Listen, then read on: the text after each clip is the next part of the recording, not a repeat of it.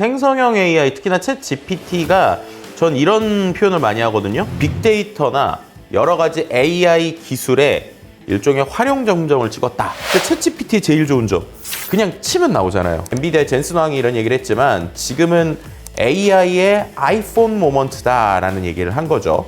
그러니까 결국에는 이게 뭐냐면 AI랑 사람이 같이 호흡을 맞추면서 일을 하는 이런 구조라고 보시면 될 것 같습니다.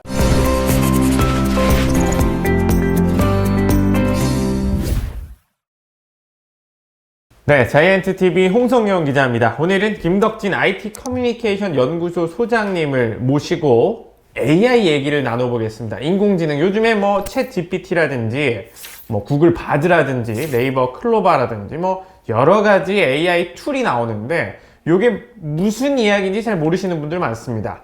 오늘 소장님께서 맥을 딱 짚어주실 테니까 1시간 정도 집중해서 보시면 될 것 같습니다. 안녕하세요. 네, 안녕하세요. 반갑습니다. 김덕진입니다.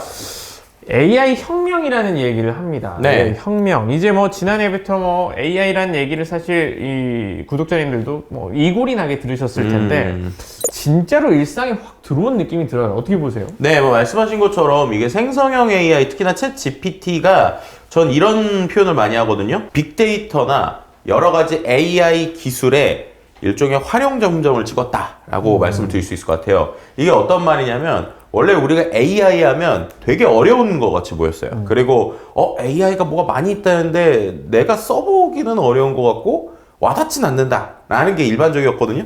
근데 챗GPT의 제일 좋은 점, 그냥 치면 나오잖아요. 네. 만약에 우리가 뭐 예를 들면 우문현답 뭐 이런 얘기 하지만 우문을 하면 현답을 하는 게 아니라 현문을 할 때 우답을 하기도 하거든요. 우리가 아주 똑똑한 얘기를 해도 얘가 헛소리를 하기도 해요. 근데 중요한 건 대답을 즉각적으로 한다는 거죠.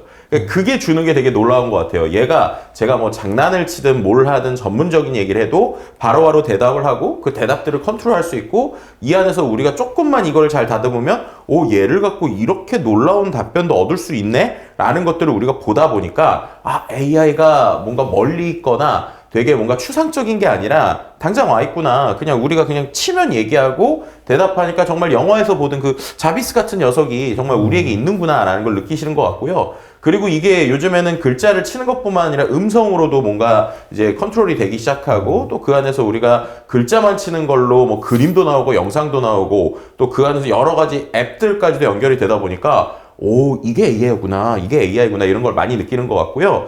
그래서 그런 것들을 요즘에 딱 느낄 때 이제, 우리가 알고 있는 엔비디아의 젠슨 왕이 이런 얘기를 했지만 지금은 AI의 아이폰 모먼트다라는 얘기를 한 거죠. 그러니까 결국에 이런 거지 않습니까? 아이폰이라고 하는 게, 우리가 다 알다시피 기존의 컴퓨터, 우리가 랩탑에서 모든 걸 하던 거를 이 스마트폰이라고 하는 이 손에 집히는 걸로 모든 일상을 바꾸고 그걸로 우리가 다 일을 할 수 있게 됐잖아요. 그런 형태의 변화라는 거예요. 그래서 우리가 이제 AI가 뭔가 동떨어져 있거나 연구자들의 몫이 아니라 이것을 활용을 하고 이 데이터를 기반으로 해서 혹은 이 AI 기술들이 여러 가지 접목된 것을 활용해서 우리가 스마트폰에서 앱을 쓰듯이 다양한 형태의 서비스나 앱을 통해서 우리가 즐길 수 있다. 그리고 그걸 통해서 생산성을 높일 수 있다. 혹은 업무에 적용할 수 있다. 영역으로 지금 내려오고 있다고 볼 수 있을 것 같고요. 그래서 이제 2024년은 본격적으로 우리가 AI를 좀 맞이하는, 그리고 이제 마주하게 되는 이런 해가 아닐까, 뭐 이렇게 좀 말씀드릴 수 있을 것 같습니다.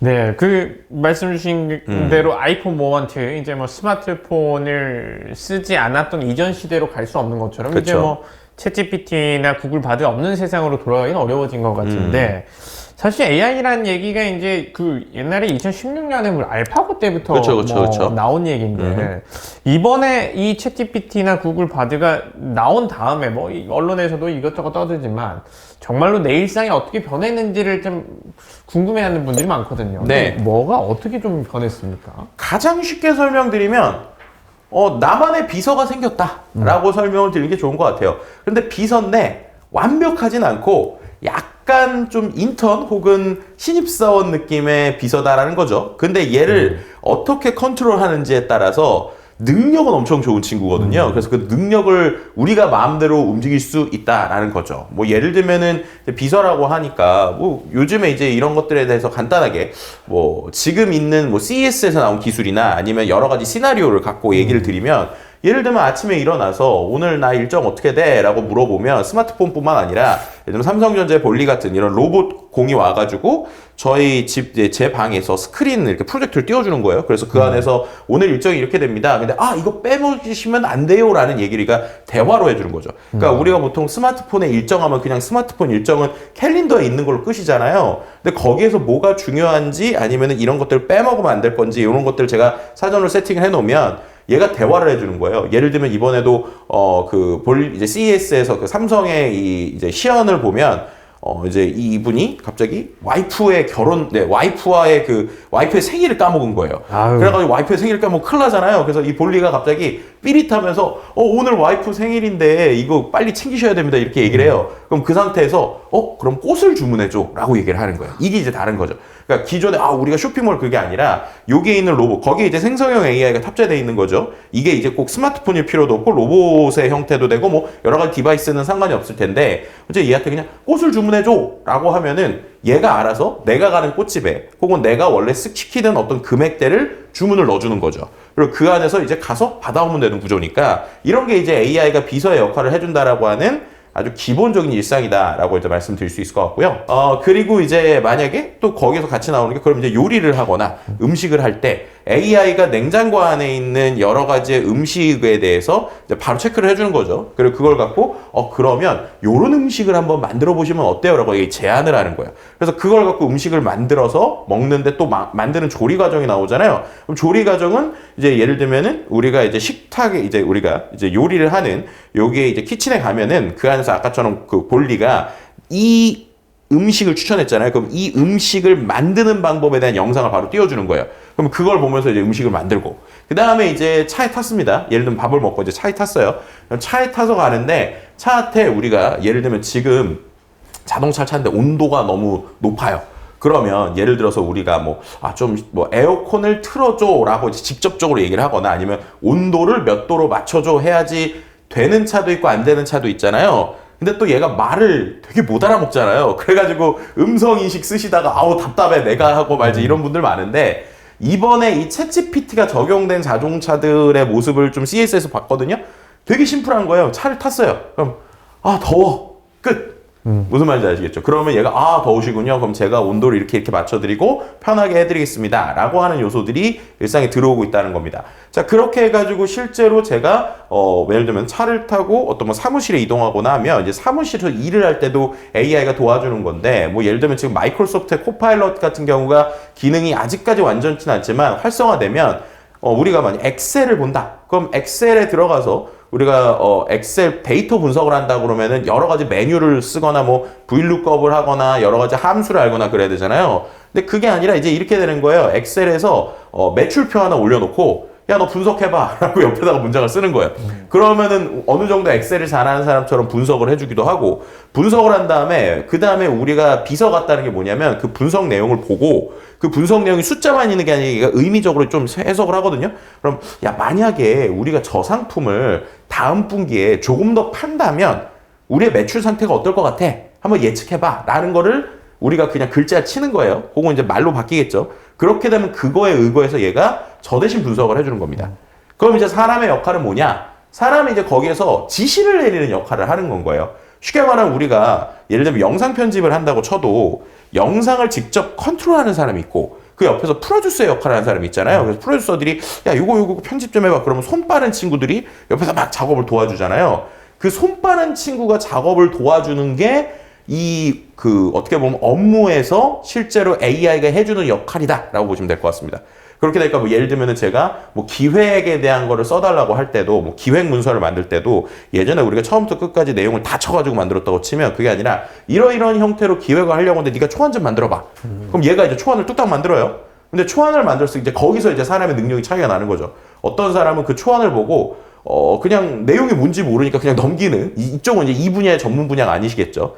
근데 이쪽 분야의 전문 분야거나 내가 실무를 해본 사람들이라면 초안을 보고 야 이건 괜찮은데 이건 좀 이상한데? 이렇게 느낄 수 있잖아요. 그럼 이상하다고 또 챗GPT한테 시키든지 여러 툴한테 시키는 거예요. 그래서 야 이거 이상하니까 이 부분 좀 고쳐봐 라고 말을 하든 텍스트를 쓰든 하는 거죠. 그럼 얘가 고쳐주는 거예요. 그러니까 결국에는 이게 뭐냐면 AI랑 사람이 같이 호흡을 맞추면서 일을 하는 이런 구조라고 보시면 될 것 같습니다. 그렇게 해서 이제 뭐 일도 하고, 그 다음에 이제 뭐 집에 올 때 뭐 내가 뭔가 아까처럼 만약에 자동차나 가전에 이런 챗GPT 같은 생성형 AI가 그대로 들어가 있다라고 하면 이제 제가 집에 오면서 또 장을 봐야 되잖아요. 장을 보는데 장 보기 너무 귀찮은 거예요. CES에서 이번에 월마트에서 나온 이제 솔루션이 뭐냐면 우리가 예를 들면 요즘에 뭐 축구를 막 한창 보셨잖아요. 축구를 친구들하고 집에서 보기로 했어요. 그럼 이제 우리가 머릿속으로 뭐 사야 되지 이러잖아요. 근데 그게 아니라 이번에 월마트에서 나온 솔루션이 어떤 거냐면 야, 나 오늘 우리가 쇼핑몰에 들어가서 쇼핑몰에서 물건을 검색하는 게 아니라 문장을 쓰는 거예요. 뭐라고 쓰냐면 야, 나 오늘 친구들 4명하고 집에서 아시안컵 보기로 했는데 어떻게 하면 좋을까? 라고 물어보는 거예요. 그럼 얘가 알아서 그러면 이런 과자 사시고요. 이런 맥주 사시고 그래서 그걸 통으로 해서 장바구니에 넣어주는 거예요. 근데 그게 그냥 맥주가 아니라 평상시에 자기가 먹는, 자기가 선호하는 맥주들 같은 게 쑥 들어가니까 우리는 장을 나 대신 누군가가 봐주는 것 같은 역할을 느끼겠죠. 그러면서 얘가 또 살짝 광고도 해요. 위시리스트에다가 슬쩍 TV 같은 거 하나 넣어놓는 거예요. 그래서 이 기회에 TV도 한번 바꿔보실래요? 하면서 이제 추천도 해주는 겁니다. 그럼 이제 이렇게 해가지고 얘가 장도 봐주고 그렇게 하면서 이제 봐요. 그리고 또 한 가지 재밌었던 게 이제 집에 왔는데 자려고 하니까 제 피부 상태가 오늘 너무 안 좋은 것 같은 거예요. 그럼 이번에 이제 로레알에서 만든 이 뷰티 지니어스라고 하는 앱을 킵니다. 그래서 그 안에서 얘한테 야, 나 피부 상태 너무 안 좋은 것 같은데 어떻게? 라고 물어봐요. 그러면 이 앱에서 그러면 한번 얼굴 좀 대보세요 라고 얘기를 해요. 얼굴 댑니다. 그럼 너무 가까워요. 좀 멀리 대세요. 뭐 이렇게 얘기를 합니다. 그럼 멀리 대서 보면 피부 상태가 지금 이런 게 맨날 술 드셔서 그래요. 뭐 이렇게 하면서 이제 여기에 있는 피부를 좋게 하려면 저희 상품 중에 요 세럼을 먼저 바르시고 그 다음에 요 크림을 바르시고 요렇게 하고 자면 그나마 피부가 괜찮습니다라고 얘가 알려주는 거예요. 그럼 그거 갖고 바르고 자는 겁니다. 그런 거예요. 그래서 AI라고 하는 게 뭔가 예전처럼 와우 해가지고 뭔가 새로 하늘에서 떨어지는 느낌이라기보다는 그냥 우리 일상에 그냥 자연스럽게 비서나 친구처럼 내가 뭔가를 얘기해주면 그거에 맞춰서 맞춤을 해주고, 근데 때로는 맞춤 좀 이상할 때도 있어요. 이상할 때 에이 별로야가 아니라 이상할 때 우리가 사람한테 시키듯이 야, 이상해, 이거 좀 고쳐줘. 그럼 또 고쳐주고. 그리고 지금은 그런 게 아니면 조금 더 되면 이 친구가 이제 나에게 개인화가 되죠. 개인화가 되면 우리 이분은 이런 거에 내가 되게 잘하는 사람이니까 내가 알아서 좀 조절해줘야겠다라는 걸 먼저 제안해주는 이런 형태로 간다. 뭐 이렇게 말씀을 드릴 수 있을 것 같습니다. 야, 이게 지금 이제 완전 일상으로 확 들어온 건데, 그다음에 내가 물건을 사고, 그 다음에 물건을 바르고, 그 다음에 일상생활을 하고, 운전을 하고, 모든 경우에서 AI가 이제 나에게 맞춤형으로 작동된다는 거죠. 근데 이제 이 CSA 하는 걸 이거 보시는 분들이, 야, 그건 뭐 먼 미래 아니야? 이게 먼 미래가 아니잖아요. 네네, 그렇죠. 뭐 말씀하신 것처럼 이번에 뭐 있던 솔루션 중에 뭐 이제 로레알 같은 경우에는 이미 이제 본인들이 10개 이상의 언어 모델을 기반으로 솔루션을 만들어 놨다고 얘기했고, 그리고 그 안에서 데이터도 이제 소비자들의 임상 데이터나 논문 데이터들이 들어가서 실제로 활용할 수 있는 수준으로 올라왔다라고 지금 얘기를 하고 있고요. 뭐 말씀드렸던 여러 가지 챗GPT와 붙어서 하는 이런 액션들은 굳이 이제 뭐 우리가 스마트폰이나 냉장고에 직접적으로 적용되는 것들이 조금 더 있을지라도 한 길어도 2, 3년 안에는 우리가 볼 수 있는 미래라고 볼 수 있을 것 같고, 실제로 뭐 제가 말씀드린 몇 개 엘리먼트들, 뭐 문서를 작업하거나 뭐 아니면은 우리가 음성으로 AI랑 대화하거나 이런 건 지금도 써볼 수 있다, 이렇게 말씀드릴 수 있는 것이죠. 이게 보니까 이제 생산성을 높이는 툴로 활용되면서 이제 이전과는 다른 모멘텀을 만들어낸 것 같은 느낌이 들거든요. 네네. 말씀하신 것처럼 뭐 이제 문서 검색이라든지 아니면은 문서를 요약한다든지 뭐 이런 것들이 요즘에 뭐 굉장히 많은데 이게 기본적으로 메커니즘이 코딩과는 어떻게 좀 다른 거예요? 이렇게 설명드리면 좋을 것 같아요. 그러니까 우리가 챗GPT나 생성형 AI를 보면서 제일 놀라는 것, 실은 이것 때문에 저도 회사 이름을 바꿨거든요. IT 커뮤니케이션 연구소를 제가 이제 2023년 1월에 챗GPT나 생성형 AI가 결국에는 이렇게 변화를 주겠구나라고 생각하면서 이제 회사 이름도 바꾸고, 그럼 내가 무슨 역할을 해야 될까 할 때, 나는 이제 IT 커뮤니케이터라는 역할을 해야겠다라고 하면서 이제 제 일도 좀 포지셔닝을 잡은 건데요. 커뮤니케이션입니다. 근데 커뮤니케이션이라는 게 말씀하신 코딩을 하는 것과 생성형 AI의 차이, 딱 명확하게 말씀드리면, 우리가 코딩을 한다는 건 사람이 컴퓨터의 언어를 배우는 거예요. 그쵸? 그래서 커뮤니케이션을 하는데 사람이 컴퓨터의 언어로 컴퓨터한테 얘기를 했어요. 그러면은 컴퓨터가 컴퓨터의 언어로 뭔가를 해요. 결과도 컴퓨터의 언어로 줍니다. 그럼 그거를 사람이 다시 번역하는 거예요. 결국에는 컴퓨터의 언어를 모르면 제대로 된 컴퓨터랑 대화를 할 수가 없는 형태였죠. 그런데 이제 챗GPT나 생성형 AI가 우리에게 좀 가장 큰 변화는 사람과 컴퓨터가 대화를 하는데 사람의 언어로 대화를 할 수 있다는 거예요. 그리고 사람의 언어를 넣으면 역으로 컴퓨터가 사람의 언어를 코딩의 언어로 바꿔서 뭔가 작업을 하고 그리고 다시 사람의 언어로 내뱉는다는 겁니다. 그래서 사람은 그냥 원래 사람이 하는 지시를 잘하고 역할을 하는 것들을 하게 되면 된다라고 하는 게 가장 큰 변화고요. 실제로 그걸 느낄 수 있는 게 챗 GPT 있잖아요. GPT-4에서 예를 들면은 여러분들이 뭔가 엑셀 파일을 올리거나 데이터를 올려서 분석을 할 수가 있어요. 이제 GPT-4 유료 버전에서. 근데 실제로 예를 들면 제가 어떤 특정 엑셀 파일을 올린 다음에 이거 한번 분석해 줄래라고 시키잖아요. 그럼 얘가 그 말을 파이썬 코드로 바꿔서 알아먹습니다. 네, 이거를 제가 잠깐 보여드릴게요.